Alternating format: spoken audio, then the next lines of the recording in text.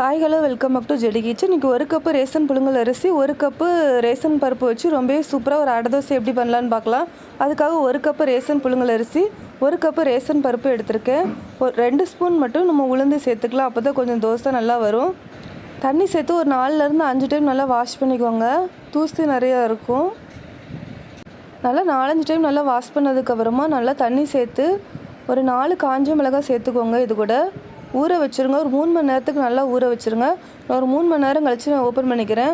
ஒரு மிக்ஸி ஜாரில் ஒரு 4-5 பல் பூண்டு பல், கொஞ்சமாக சீரகம், நம்ம ஊற வச்சுருந்த காஞ்ச மிளகாய், நம்ம ஊற வச்சுருந்த அரிசி பருப்பு எல்லாத்தையும் சேர்த்து கொஞ்சமாக தண்ணியும் சேர்த்து நல்லா அரைச்சி எடுத்துக்கலாம். ரொம்ப ஃபைனாக அரைக்கணும்னு அவசியம் இல்லை. ஓரளவு கோர்ஸாக அரைச்சாலே போதும்.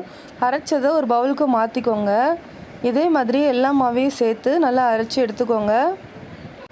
நான் கொஞ்சம் கொஞ்சமாக சேர்த்து ஒரு 3 பேட்சாக அந்த மாதிரி நான் நல்லா அரைச்சி எடுத்துக்கிறேன். நல்லா மிக்ஸ் பண்ணிக்கோங்க. உங்களுக்கு தேவையான அளவு தண்ணி சேர்த்துக்கோங்க. தண்ணி கம்மியாக சேர்த்து அடை மாதிரியும் செய்யலாம். இந்த டிஷ்ஷுக்கு தேவையான அளவு உப்பு சேர்த்துக்கோங்க. கொஞ்சமாக மஞ்சள்தூள் சேர்த்துக்கோங்க.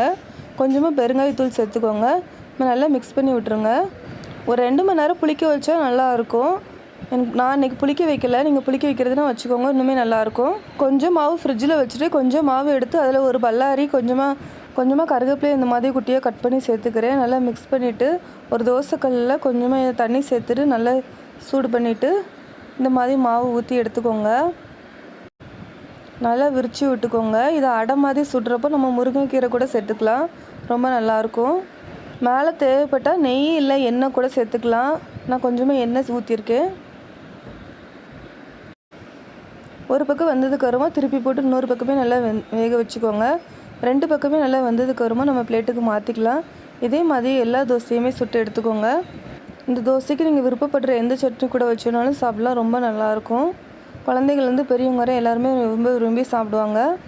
ரொம்ப ஹெல்த்தியானதும் கூட. இட்லி தோசைக்கு மாவில்லாத நேரத்தில் நீங்களும் அந்த மாதிரி செஞ்சு பாருங்கள். ட்ரை பண்ணிவிட்டு உங்களுடைய ஃபீட்பேக்கை மறக்காமல் எனக்கு ஷேர் பண்ணுங்கள். சப்ஸ்கிரைப் பண்ணிக்கோங்க. தேங்க்யூ.